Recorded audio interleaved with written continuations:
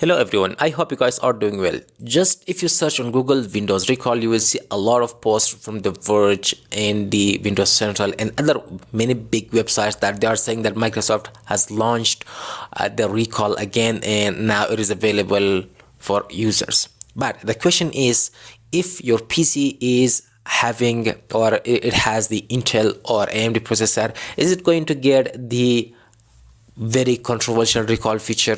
Well, actually the thing is that not everyone is going to get this feature because firstly I have to tell you that it is specifically available for the Copilot Plus PCs, which means that these type of PCs has an NPU of their own.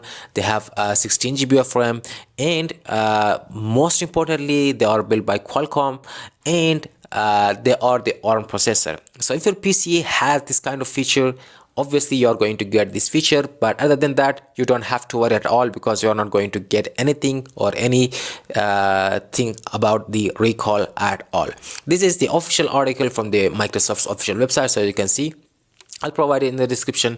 You can just go ahead and read it yourself in full detail with the full requirement and the which browsers does the recall supports, or it's going to work with those. Also, how to use it, how to search across the recall, everything is mentioned within this article.